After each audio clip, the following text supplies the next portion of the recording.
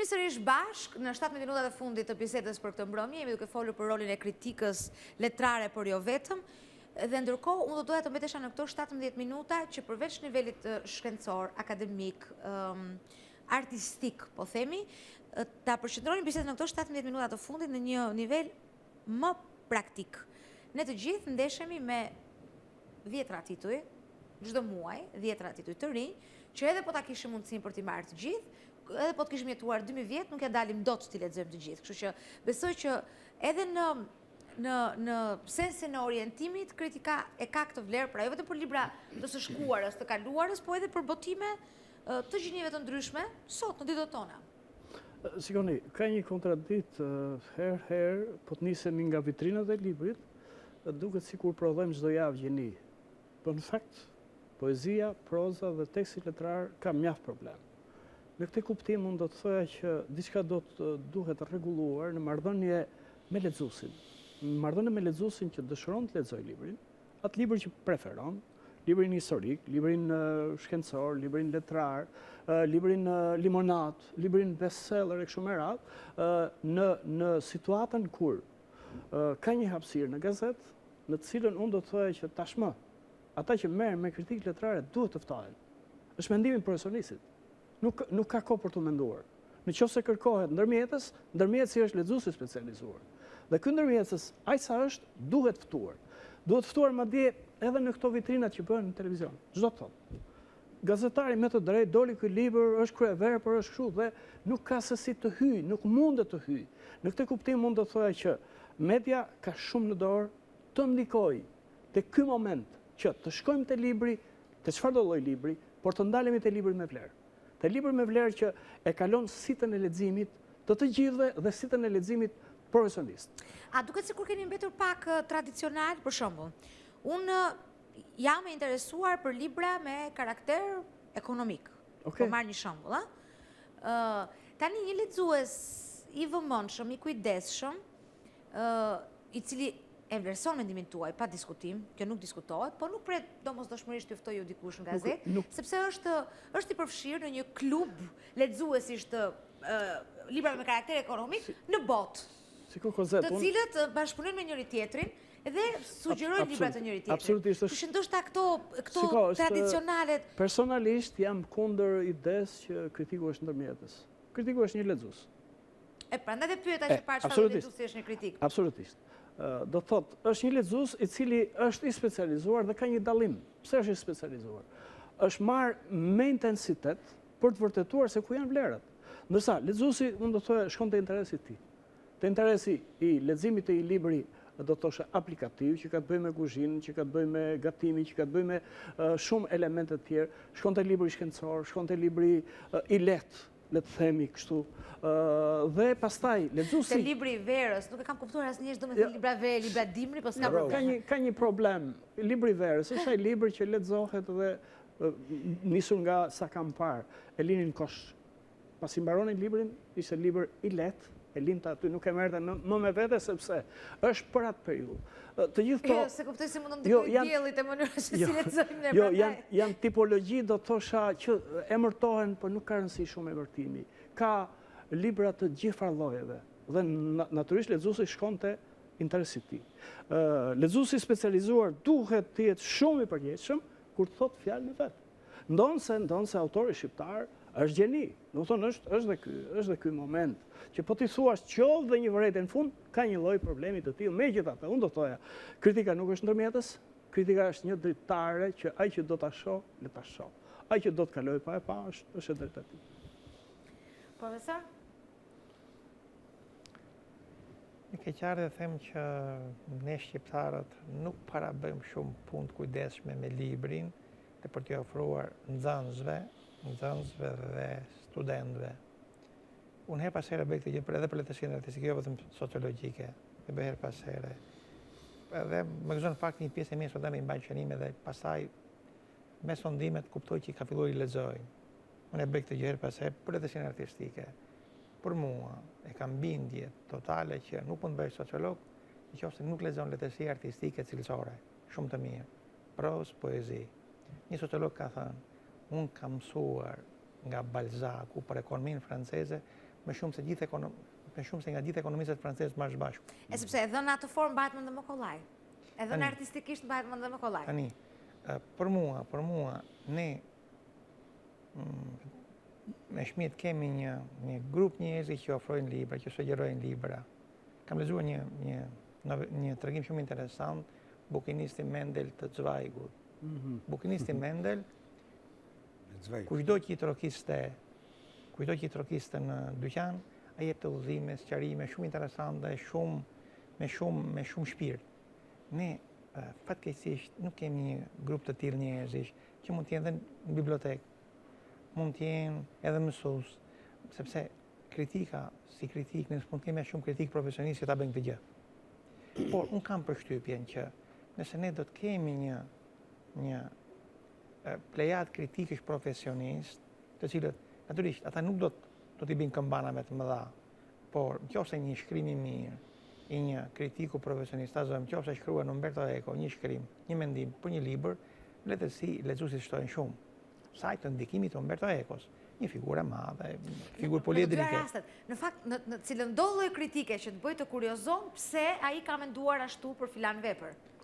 Por nëse një kritik me një shkrim ofron të kjo vepër e mirë, cilësore, 10 lexues, ky ka bërë një punë fisnike. Absolutisht. Ka bërë një punë shumë fisnike. Dhe ne këtë kërkojmë. Ne duam që rinia jonë ta përdor shumë mirë internetin, po mos ngelet në nivel internetit. Interneti duhet përdorur, por si internet. Dhe përtej saj duhet jetë libri i mirë, letërsi artistike e mirë, i fisnikëron njerëzit. Nëse ne do t'i qojmë të letërsi artistike e mirë, ne do t'i qojmë dhe të letërsit e tjera. Njerëzit, dhe unë kam bindje... Për pos faktit që si lexon më komod një person, profesor, në të printuar apo print, po libri X, se ka emrin libri X, edhe elektronikisht, edhe në letër.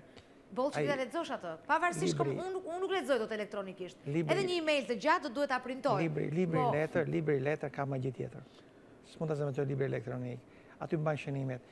Unë jam i çik i vështirë me libra, se unë mbaj shumë shënime në librat e mia. Dhe kur më kërkon dikush i libër që kam mbajë shënime, kam lexuar, e kam gati më t'i blej libër tjetër, mos i jap atë time se më duan për shënimet. Dhe libri letër ka tjetër magji.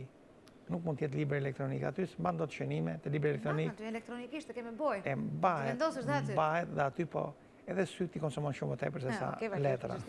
Përpunimi, unë mendoj në këtë idenë e leximit, dashurinë për librin artistik, unë mendoj se ai që mund të jetë ndërmjetësi midis lexuesit dhe librit është mësuesi i letërsisë. Tash ti bëj një pyetje të vogël ju?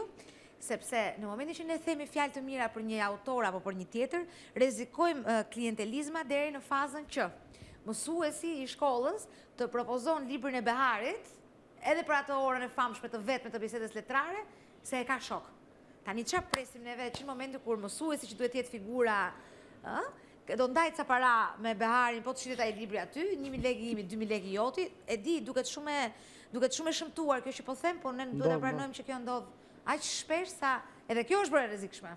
Pra, mësuesi është ai duke patur një shije të hollë artistike dhe dashurinë për letërsinë, pra për profesionin e tij si mësues i gjuhës dhe letërsisë, ai do të transmetojë tek ta nxënës dashurinë për librin. Unë kam shembullin tim në gjimnazi i Vlorës, që mësuesët tanë ishin të letërsisë, që kaq të pasionuar sa ora e mësimit të letërsisë. Ne na ikte si na fluturonte. Ne nuk dinim kur fillonte, kur binte zilja për të dalë.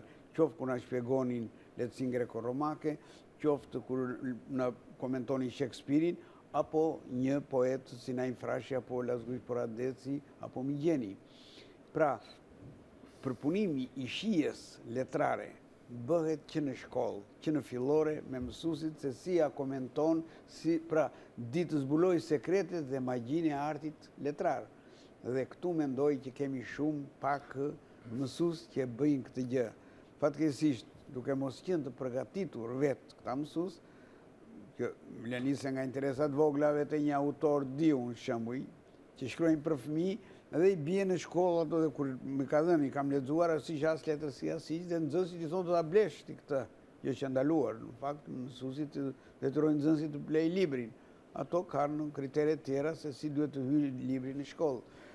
Pra, ka rëndësi të madhe, pra një mësues i përgatitur me shije dhe me pasion është baza që nesër të kemi një lexues të kualifikuar, një lexues me shije letrare që të di të vlerësoj ç'është vlerë vërtet artistike nga ajo që është një vlerë mediokre apo një vlerë e përkohshme, si thuaç, ose ai lexues që bie pre e reklamës që i bën media apo shtypi i shkruar. Më çua 18 vite, 19 vite para në gjimnazin tim, ku edhe unë kam qenë shumë e fat për profesorin e letërsisë që ka pasur dhe që mbetet figura më e dashur, më simdhënëse për mua, pikërisht për këto orientimet e drejta. Jemi në limitet e kohës televizive, kemi dhe pak minuta në dispozicion të njëri tjetrit, 4-5 minuta, pikërisht për të shmangur këto rreziqet nga klientelizmat dhe për ta bërë mirë punën tonë. Të lëmë dhe ne një gur të mirë se do ikim një ditë nga kjo botë, nuk do mbim këtu tërkohës. Duke dashur të mos përgjithësoj atë çfarë do të them pak me fjalë në vijim, në lidhje me rolin e mësuesit në përcjelljen e nxënësit tek letërsia e mirëfijit letërsia që ju duhet nxënësve. Pra duke mos dashur ta përgjithësoj këtë, them se ka mangësi të mëdha sidomos të mësuesve. Unë jo vetëm dyshoj, por Lexojmë për veten ndonjëherë. nuk lexojmë për veten. Në tekstet e gjuhës shqipe, që nga klasa e 2 deri në klasën e 9, paktën në ato që unë e di shumë mirë, ka fragmente romani, novele apo poezi, tregim të autorëve të ndryshëm dhe ata diskutohen edhe komentohen në klasë vetëm ashtu si pjesë e atij romani, ndërsa mësuesja nuk di me tutje, nuk e ka lexuar romanin fare. Dhe nuk ka se si të përcjell tek libri i mirë nxënësin.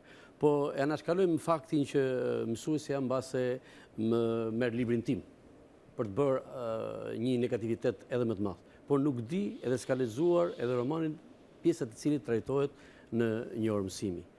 Jo vetëm kaq, por unë nuk dua të harroj një fakt. Të para një viti më duket, 2 vitesh, në një televizion ishin mësuese të 9 vjeçares, kur u pyetën për fabulën, përveç se përmendën Ezopin dhe La Fontainein, gazetarja nuk e di se për t'i provuar apo diçka tjetër pyeti se në Shqipëri a ka fabulist, që të dyja thanë që nuk ka fabulist në Shqipëri. Nuk e di se si mund të mohohet kjo gjë. Si mund të mohohet e kaluara e fabulës shqiptare, por edhe tashmja, e cila mendimin tim përfaqësohet mjaft denjësisht jo vetëm në Shqipëri, por mbase edhe në një sferë më të gjerë letrare, edhe më të përbotshme, them, përmes Ferit Lamës, apo edhe fabulistë të tjerë, të cilët tani mi fjalë mbase nuk jam në gjendje që përmendesh emrat.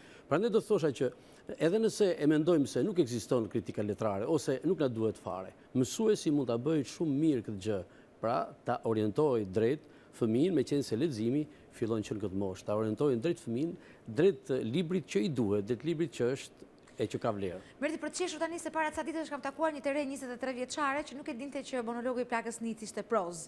Se kishte mësuar që çdo gjë që mësohet përmendesh është poezi. Po ka ritëm në fakt. Po ka ritëm. Është monolog që ka ritëm edhe ka raste, prandaj quhet poezi, me që ka ritëm. Jo. Unë nuk e quajt ashtu. Okej. Problemi është që Jo, po mendoja këtë që një re 23 vjeçare ka një arsye pse e quan këtë poezi. Diku e ka dëgjuar ose diku ashtu e ja kanë thonë është poezi, por në fakt ai monolog ka ritëm. Ka melodi, ka muzikë etj. Shikoj se ç'ndodh. Ne flasim për gjëra që bota i ka kaluar. A di ku është bota tani? Bota ka shpik një mënyrë. Aty ku është në shumë gjëra përpara nesh. Më fal, bota ka shpik një mënyrë që me librin mund të komunikosh edhe si biblioterapi.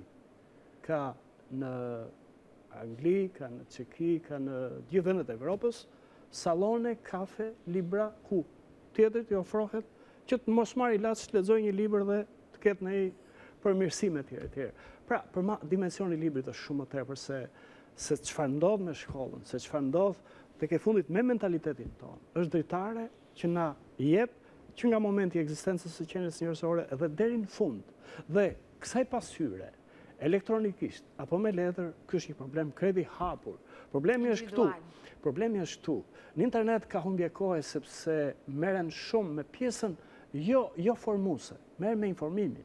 Do thonë, ne dim në sekond çfarë ndodh në Pekin, çfarë ndodh në Washington etj.